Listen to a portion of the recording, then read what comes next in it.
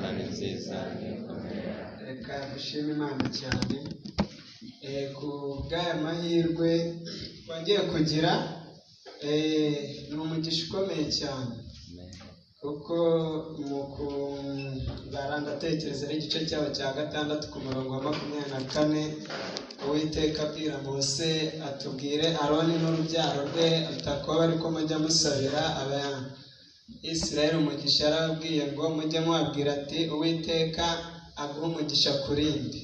Bivuga ngo rero kuba umuntu ariho yagize uburinzi buturutse ku Uwiteka ni umwe mu migisha ikomeye.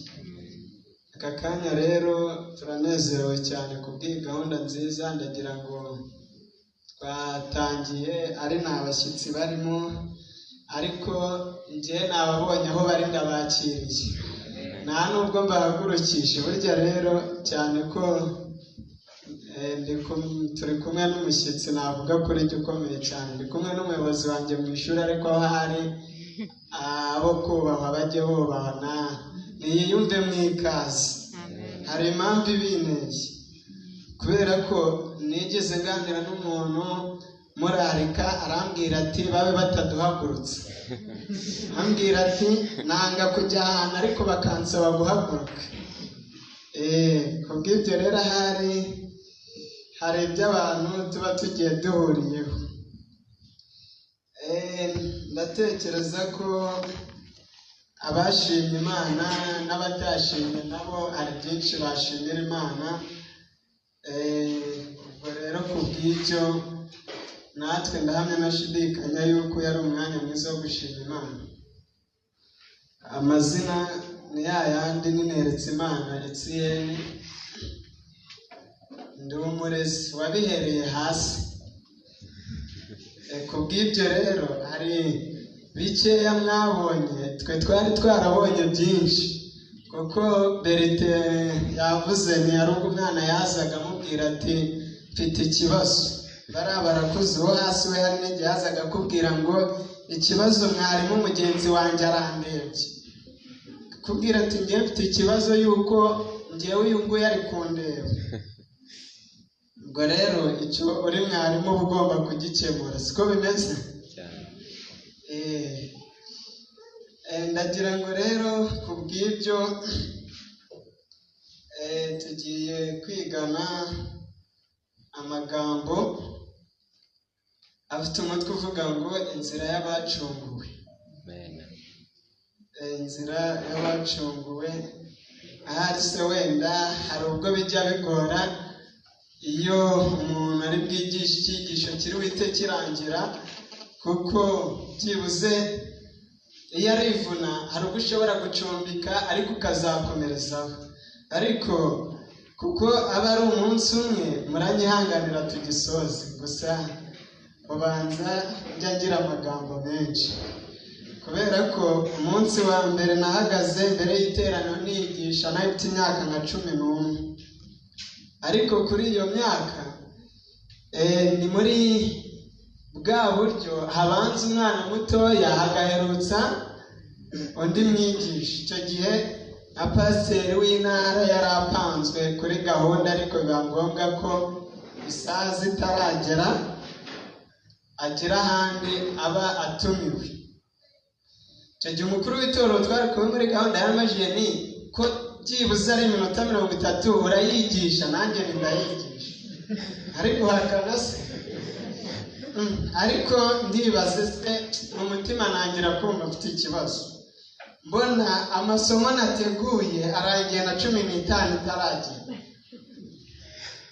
Ahari nibuka ko nagiye mbwira umuntu nari nasabye kumfasha mu gusoma, amubwira ni soma no muri Matayo 1:5 wenda nanazi nuko havuga. Akasoma ntiyarangiye ni yego, soma nangaha nakasoma, kugira ngo ndebe yuko ya minota yagenze ute, ariko yararangiye. Kubw'ibyo rero na n'uyu mwanya ntabwo njya nkunda kwigisha njyenyine, kereka ndahari niba ari mu kubwiriza.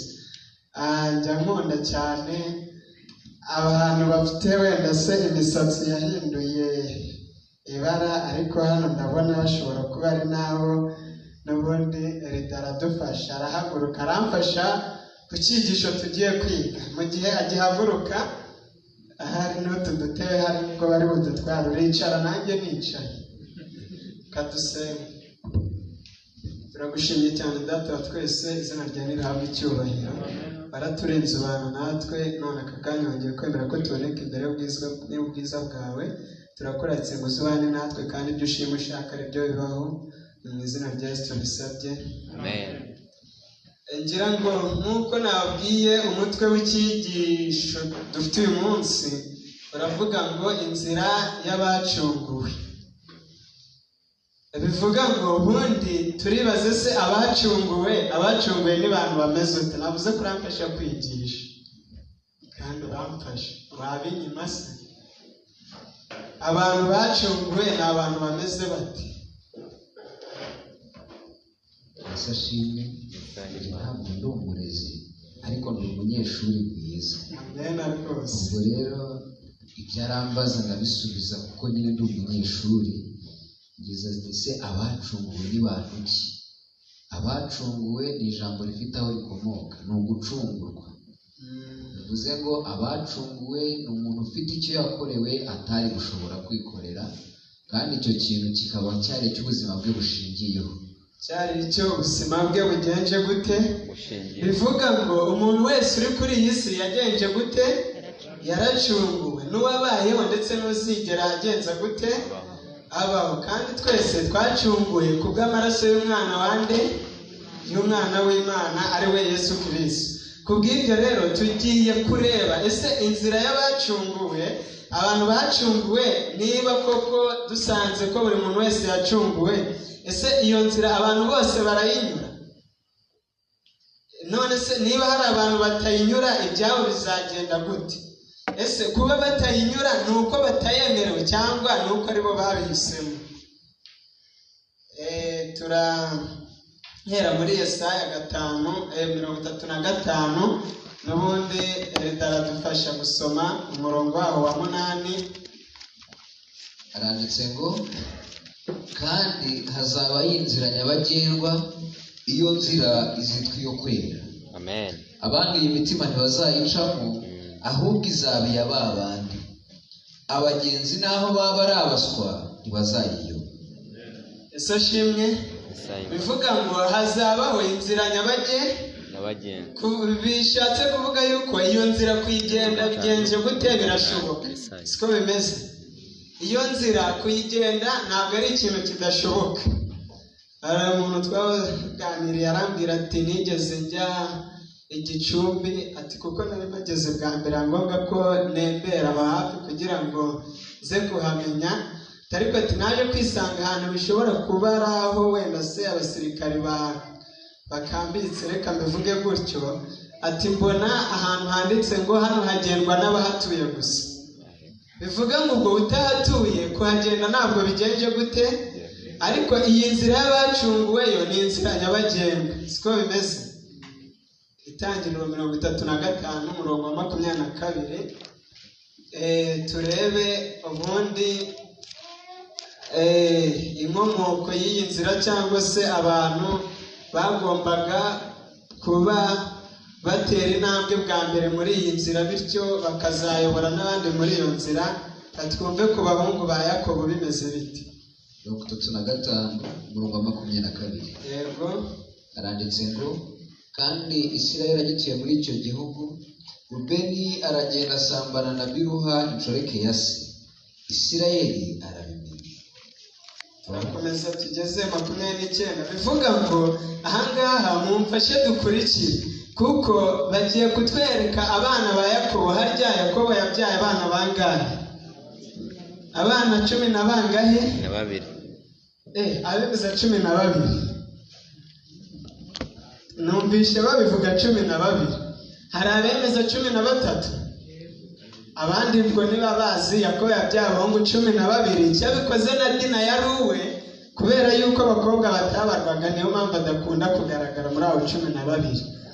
kandi yababyaye ku bagore bane. Reka twumve batandatu yabyaye ku mugore wa mbere. Abahungu ba Yakobo bari 12.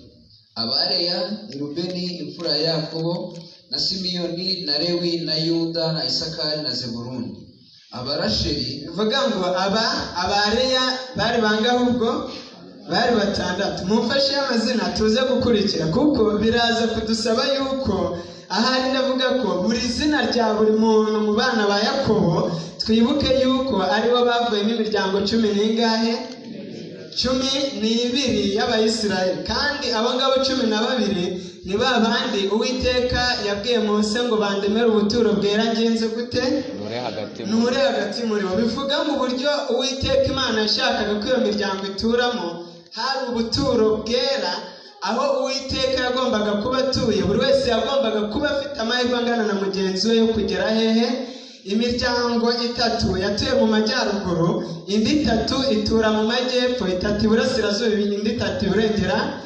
Iyi miryango 12 yose yari gusana Uwiteka agenje ate kugira ngo buri wese afite amahirwe angana na mugenzi we yo kugera hehe? Ariko reka tuze kureba niba iyo nzira koko bose barayigenze. Abarasheri Yosefu na Benyamini. Ubwo Rasheli yabyaye babiri, babaye bangahe? Ababiruha umuja wa Rasheli ni Dani na Nafutali. Bivuga ngo Dani na Nafutali nabo biyongera ku 8 bakaba bangahe? 10. Asigaye Abazirupa umuja wa Leya ni Gadi na Asheri. Abandi bakaba babaye bangahe? 12. Ariko nubwo twavuze ngo Yakobo yabyaye abana 12 uretse na Dina wari wa 13, Yakobo yakomeje kubyara. Siko bimeze. Ariko noneho Yakobo yabyaye mu bundi buryo, kubera ko Yakobo yari yarasezeraniwe umugisha, kandi uwo mugisha ukazagera no ku rubyaro rwe. Yifuje ko no kubuzukuru be uwo mugisha wagenza gute? Wazabageraho. Niba mubyibuka neza, reka turebe urwa mbere rwa Petero 2:10. Urwa mbere rwa Petero 2:10. Ahari ushobora gusanga natwe turiho kubwira isezerano riboneka ahangaha mu rwa mbere rwa Petero 2:10. Aranditse ngo ariko mwebweho muri ubwoko bwatoranijwe, abatambyi b'ubwami, ishyanga ryera n'abantu Imana yaronse, kugira ngo mwamamaze ishimwe ry'abahamagaye, ikabakura mu mwijima ikabageza mu cyo wayo w'itangaza. Kera ntimwari ubwoko, ariko none muri ubwoko bw'Imana. Bivuga ngo kera ntimwari ubwoko, bishatse kuvuga ngo kera abandi Yakobo yabyaye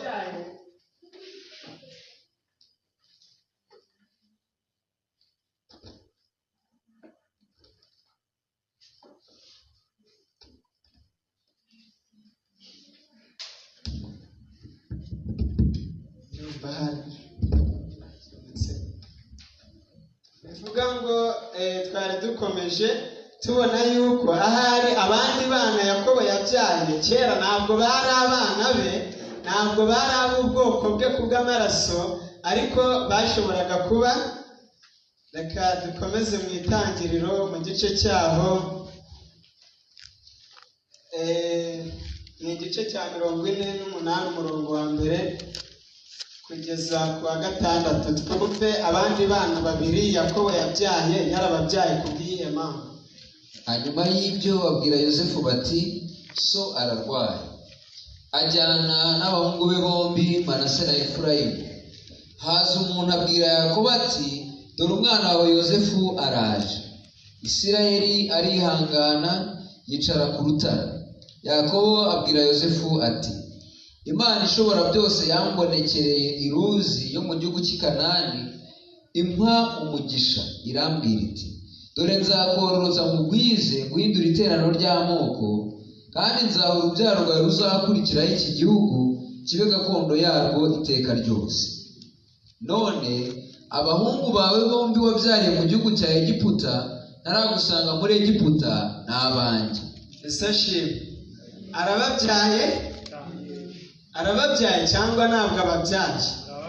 Bivuga ngo baje kuba 14, kuko yifuje ko ku mugisha yasezeraniwe nabo bazagenza gute? kandi aba bana ntabwo babyaye ku bw'amaraso, siko bimeze, ahubwo kuko kera batari abana, buri munsi bagiye kuba abana be kubw'iki? Kubw'isezerano bagiranye nande? Na Yosefu, siko bimeze. Ese ubu twebwe turi Abisirayeli mu buhe buryo? Kubw'umubiri. Ariko se Abayisirayeli bariho kubw'umubiri? Natwe se twitwa Abayisirayeli? Bivuga ngo aba bana bamaze kuba 10 na bangahe? 14. Ariko inzira y'abacunguwe, dukomeze twibaze, ese iyi nzira aba bana bose uko ari 14 bazayigenda? Ibyahishuwe 7 umurongo waho ndatekereza turatangira nko ku murongo wa 5. aranditse ngo ahari ndaza gusaba yuko hano tutari bujye dusoma buri murongo wose, kuko icyo turi bukenera ahangaha ni ukureba ese koko abana bose bagenze inzira kandi uru rugendo babashije kurugenda. Hari umutwe w'amagambo uvuga ngo Abayisirayeli bakiranutse bazagenza gute? Bazarokoka. Ubwo abatarakiranutse bizagenda gute? Ubwo bo bazagenza gute? Kandi Abayisirayeli twabonye ko ubwo ngubwo ari ya miryango 10 n'ingahe? Ariko si yindi ibiri kandi byaje kugenda uteyakiri. Kandi twabonye ko bose bari urubyaro rwa Yakobo. Ubwo rero reka tubanze turebe se aba Bayisirayeli bakiranutse ni bande. Ndagira ngo ahari se wenda niba ngombwa umufashe ahangaha ku murongo wa 5 tugiye kureba noneho b'Abayisirayeli bakiranutse bazarokoka ari bande, turebe n'abatarakiranutse batazarokoka ari bande. Haranditse ngo abo mu muryango wa Yuda, bivuga ngo mu muryango wa Yuda bazagenza gute? Ese shimwe. Hakurikiraho Yuda kandi twasanze ko ari umwe mu bana bande? Abo mu muryango wa Rubeni nabo bazagenza gute? Ariko mwabusamene reka nyibasabe, umuntu azarokoka muza akaga karindiriye abantu batazarokoka. Bamaze kuba 2 muri 10 na bangahe? Muri 10 na bazarokoka. Abo mu muryango wa Gadi nabo bazagenza gute? Abo mu muryango wa Asheri, ubwo turi ku murongo wa 6, nabo bazagenza gute? Bivuga ngo na Asheri nawe n'umuryango we bazarokoka. Abo mu muryango wa Nafutali nabo bazagenza gute? Abo mu muryango wa Manase nabo bazagenza gute? Kandi twabonye ko Manase atari yavutse ku buryo bw'iki? Bw'umubiri, ahubwo yavutse ku bw'iki? Nubwo atari uwo amaraso, ariko nawe azagenza gute? Azarokoka. Ariko haba ikibazo, usanze hari utazarokoka yaravutse no ku buryo bw'umubiri. Twari tuvuye kwa Manase tugeze kuba mu muryango wa Simiyoni, nabo bazagenza gute? Nabo bazarokoka. Bivuga ngo tugeze kubo mu muryango wa Lewi, nabo bazagenza gute? Abo mu muryango wa Isakari nabo bazagenza gute? Abo mu muryango wa Zebuloni nabo bazagenza gute? Nabo bazarokoka. Nabo mu muryango wa Yosefu nabo bazagenza gute? Abo mu muryango wa Benjamini nabo bazagenza gute? Niba mwakurikiye hari amazina 2 tutabonye. Mwakurikiye kandi aya mazina arahari. Ndagira ngo ninde wamfashije gukurikira tukareba abantu batazarokoka. Kandi hari uwisezerano n'umutazarokoka, hari n'undi wo mu buryo bw'amaraso utazagenza ute? Wabyawe ku buryo bw'umubiri. Siko bimeze? Hari tuba twaporojegisi tukaza gukoresha uburyo ki abantu bose bari buboneke. Katwirebe ikibazo gikomeye Dani nazarokoka. Aravuze ngo na Efurayimu, Imana ishimwe akurikiye, ariko ntabwo dushima Imana kuko atazarokoka, dushima Imana kuko yakurikiye. Siko bimeze? Reka turebe impamvu Dani atazarokoka. Itangiriro 49 umurongo waho wa 17. Ubundi ni iki gitumye Dani atazarokoka? Kandi Dani yarahawe amahirwe angana n'ay'abandi bose. 49 ku murongo wa 17 haranditse ngo Dani azaba inzoka mu nzira n'incira mu kayira. Yesu ashimwe. Irya ibinono by'ifarashi, uhekwa nayo akaganzuruka inyuma akagwa. Reka mbabazi, turi kwiga inzira y'abagenje gute? Y'abacu. Noneho bibaye ngombwa yuko muri ya nzira Dani ageramo ahubwo abiki? Muri mwebwe ninde usanze inzoka zitendetse hariya yakinjira agakomeza akaza? Ni bangahe bavuga ngo twebwe twazi tugakomeza tukagenda? Kandi noneho ngo iyo nzoka ngo irya ibinono by'ifarashi, abahetswe nayo bakagaranzuka bagwa hehe? Nta nubwo bishoboka ko bagaranzuka bagwamo imbere. Siko bimeze. Kuvuga ngo Dani yageze mu nzira, aho kugira ngo abe uyobora abandi muri iyo nzira, ahubwo ahagarara muri iyo nzira abiki? Abinzoka. Mu yandi magambo, yabujije abandi gukomeza iyo nzira, kandi n'abari bafite ubushake babuzwa nawe gukomeza iyo nzira. Kubw'ibyo Dani nazagenza ate?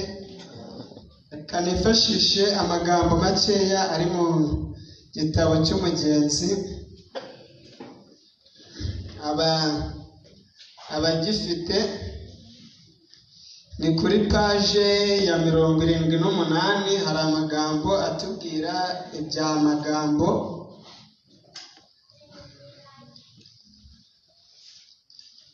Paje ya 78, twibuke ko Mukristo ubwo yari mu rugendo yaje kugira amahirwe yo kubona uwo bafatanya urugendo. Uwo yari nde? Mvuge ko yari mwizerwa. Ariko bakomeje urugendo baje kubona umugabo mwiza cyane, ndetse baramwishimira kuko bari babonye ko bashobora gufatanya muri urwo rugendo. Ariko burya uwamwibeshyeho ni mwizerwa, kuko Mukristo we bari barabanye niwe mu rugo. Siko bimeze. Ariko ikintu gitangaje, turebe uburyo Dani nawe yabaye inzoka muri iyo nzira. Baravuze ngo avuga cyane ibyo gusenga no kwihana no kwizera no kubyarwa ubwa kabiri, ariko ntabyo afite. Ubu ni magambo. Siko bimeze. Barangije barakomeza ngo azi kubivuga gusa. Nabaye mu nzu ye. Uwo ni Mukristo wabihamyaga, kandi tuzi ko Mukristo yavugaga ibyo azi kandi yiboneye neza. Mukristo yaravuze ngo nabaye mu nzu ye, namwitegereje ari we kandi ari n'ahandi. Nzi yuko ibyo muvuzeho ari ukuri. Inzu ye ntiharimo kubaha Imana, nk'uko umurenda w'igi utarimo akaryohe. Iyo ari iwe nasenga, ariko arabivuga. Siko bimeze. Amagambo yaganirije mwizerwa bakiganira. Mwizerwa yaramukunze, aravuga ati mbonye umuntu tugiye kujyana muri uru rugendo koko. Ariko bakomeje bavuga ngo inyamaswa uko ziri zimurusha cyane gukorera Imana. Inyamaswa uko ziri zimurusha cyane, nta nubwo ari gahoro. Tagira ngo ni gahoro. Bakomeje bavuga ngo azanira kubaha Imana ikizinga n'igitutsi n'isoni mu maso y'abamuzi bose. Ngo muri icyo gice cy'umudugudu wacu niwe watumye hatagira n'umwe uvuga neza kubaha Imana. Murumva umuntu watumye n'abantu bo mu mudugudu bose batagira kuvuga neza kubaha Imana. Yabaye inzoka rwose, yabujije abantu gukomeza. Mu ndwi baravuze ngo ni dayimoni, ahandi ni uwera. Abo bantu se bariho kuvuga ngo mu nzu we yabaye dayimoni. Uyu ni magambo bari kuvuga aha, ariko ngo ahandi ni uwera. Bakomeje bavuga ngo mbabariye abiwe bazi yuko ari kwari. Ngo ni umunyamwaga, ni umunyarutoto, akoresha umuntu ibyo adashoboye. Abagaragu be ntibazi uko bamukorera, biganya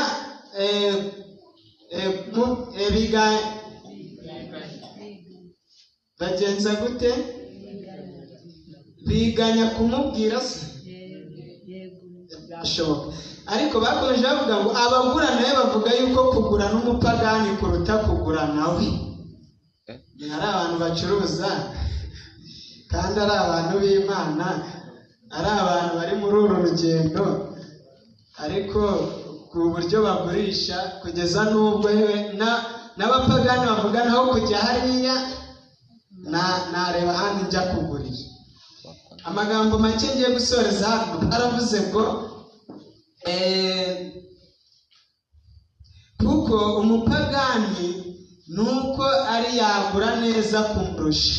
Bivuga ngo umupagani aramutse agiye gucuruza, umunzani we yawushyira ku gipimo neza kurusha amagambo yo kuryoshya n'ibibi, ndetse azi ko nabyo ari n'ibibi. Umupagani ahari ntiyayakoresha nk'amagambo. Bakomeje amagambo sorejeho muri aka gatabo gafite bazakomeza bakiga. Baravuze ngo amagambo yabibasha yanakuriganya akaguhenda. Niyo magambo bavuze. Bivuga ngo kubw'ibyo rero, kuko ahari yagize imico nk'iya Dani, uyu muntu kurokoka byagora. Kadukomeze turebe Efurayimu we byagenze. Kandi Dani yari umwana wa Yakobo yibyariye mu nda ye. Efurayimu yamubyaye kubw'iki? Kubw'isezerano. Hoseya 7:8. Ubundi Efurayimu we n'iki kizatuma atarokoka?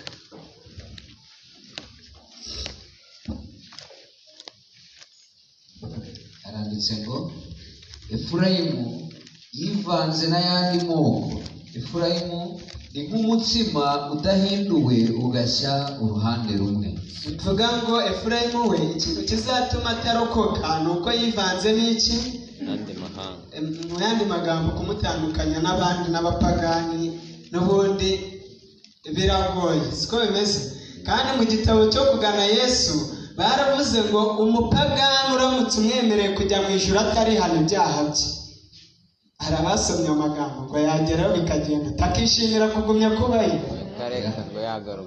ngo yanezezwa no kugaruka, kuko ngo ibyo abaho bakora yabona bihabanye n'ibyo wagenza gute shaka gukora. None Efurayimu wivanze n'andi mahanga, yasize umuryango yagombaga kubamo, ahubwo ajya gushaka abandi, ngo ameze nk'umutsima uhiye uruhande rumwe. Mu yandi magambo ikibazo nayo gikomeye afite no kumuvangura n'abandi biragoye. Ntabwo abaye umupagani ngo birangire, nta nubwo yemeye kunyura inzira abandi banyuramo. Nawe nazagenza gute? Nazarokoka. Ariko reka ngire ikintu mbabwira. Kuvuga ngo aya mazina y'Abayisiraheli, imiryango y'Abayisiraheli uko ari 12, ishushanya ikintu gikomeye cyane. Mwibuke yuko ubundi umubare 12 wagiye ukunda kugarukaho cyane na Bibiliya. Mwibuka yuko bavuga imiryango 12 y'Abayisiraheli, bagera no mu isezerano rishya bakavuga intumwa 10 na zingahe, bakavuga n'imiryango 12 yari igize inyubako y'urusengero rwahe rw'i Yerusalemu. Bivuga ngo umubare 12 ufite ikintu gikomeye cyane ushushanya ku bwami bw'Imana. Buri muntu wese afite uwo ahagarariye wamubera urumodomo, yazakurikira kuko aramutse yisanze mu ijuru bakavugana bakoze ibi ngibi, bahagarare hariya muri ba bantu muri ya miryango, buri wese yabona uwo atonda inyuma ye. Ariko se abandi bo ubundi ni uko bari barakiranutse koko? Reka dusubiye mu Itangira igice cyaho cya 35 kuri wa murongo wa 22, twabonye ko hari n'abandi bitashobotse ko bakiranutse ko ku 100%. Umurongo wa 22 gusa aranditse ngo kandi Isirayeli yituye muri icyo gihugu. Rubeni aragenda asambana na Biruha inshoreke ya se. Isirayeli uburekeye aho Rubeni kandi twabonye ko azagenza gute? None se abasambanyi nabo bazarokoka? Oya. Kandi yararokotse. Bivuga ngo abasambanyi bihana, abo ngabo nabo bazagenza gute? Ariko nawe tubishishikarije, kuko hari amahirwe yagize. Bishoboka yuko hari uwabangana n'iya na Safira, ayo ngayo ntayagire. kandi tubona yuko hari n'abandi bari abariganya kandi mu mitima yabo ari indyarya. Niba mwibuka mu gice kibanziriza icya 35 ndatekereza mu gice cya 32 na 3, mwibuka yuko hari ikosa abashekemu, niba ari abashekemu bakoze ryo gukinda mushiki wabo Dina, barangiza benshi muri bo bagira umutima w'uburyarya kugira ngo bazabone uko bihorera abahungu ba Yakobo, ngo bakoresheje uburyo bwose barabaryarya, babasaba yuko bakebwa kugira ngo babe ubwoko bumwe bityo babone uburyo bazabana, ariko byarangiye babanye. Ahubwo ikintu bakoze ni ukugenda mu mudugudu wose barawurimbura.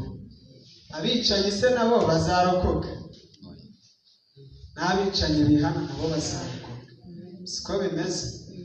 Uyu munsi ijwi ry'Imana riraturarikira kugira ngo dutere ikirenge mu cya Kristo, kuko ahari bidusaba yuko hari igihe wagera muri iyo nzira warangiza ugahuriramo na Dani. Ariko ndumva hari abantu barimo bari guhigima, sinzi na ba Dani beza babaho. Siko bimeze se? Turi kwivugira Dani ijambo ry'Imana ryakoresheje, ariko kandi nawe twabonye yuko hari abahagarariye bazakandagiza ikirenge mu cye, ku buryo turamutse utondetse abana ba Yakobo bose hariya bakavuga ngo umuntu wese wagenze nk'uko Dani yagenze, ushobora gusanga na hano hari abakisanga bari ku murongo umwe na Dani. Ariko Imana ibiturinde. Nubwo muri iyo nzira bishoboka, Yohana igice cyaho cya 3 umurongo wa 14 hari amagambo avuga ngo, kandi nk'uko Mose yamanitse inzoka mu butayu, ngo niko umwana w'umuntu akwiriye kugenza gute. Twibuke yuko Abayisiraheli bari mu nzira bajya i Kanani, byabaye ngombwa yuko bagenda urugendo, bityo kubwo kwivovota ndetse n'imitima yabo yo kwinangira Imana, biba ngombwa yuko itendeka cyangwa se iteza inzoka. Izo nzoka zarabariye ku buryo abantu benshi bapfiriye aho hantu. Ariko Uwiteka Imana isaba Mose kugira ngo akore inzoka y'umuringa ayimanike ku giti, kugira ngo abayireba bagenze gute. Umuntu wese warebye kuri iyo nzoka yagenje gute, ariko uwabikerenceje arya yarapfaga. Baratubwiye ngo uwo murongo nk'uko Mose yamanitse inzoka yehe, niko umwana w'umuntu akwiriye kugenza gute. Uwo nguwo bavuga ninde? Yesu. Twebwe twese turarikirwa kureba kuri Kristo, kuko kureba ku mukuru w'itorero cyangwa se ku mudiyakoni cyangwa undi muntu wese ahari ushobora gusanga yarakubereye inzoka mu nzira. Kubw'ibyo rero nta rwitwazo ufite, kuko ntabwo ukirarikirwa kureba kuri runaka, ahubwo urarikirwa kureba aho Abayisiraheli barebaga bakagenza gute. Aho ni kuri Yesu Kristo. Amen. Muri uyu mwanya ndasaba kugira ngo buri wese atere intambwe kugira ngo arokore ubugingo bwe. Birashoboka yuko iri jwi ryaba ari naryo rya nyuma. Siko bimeze? Atari uko tuvuga ko iminsi ahari isi yagenewe irangiye, kuko buri muntu ntawamenya n'uko agenda. Bishoboka yuko nabo turi kumwe aka kanya mu kanya twaba tutari kumwe, ariko uyu mwanya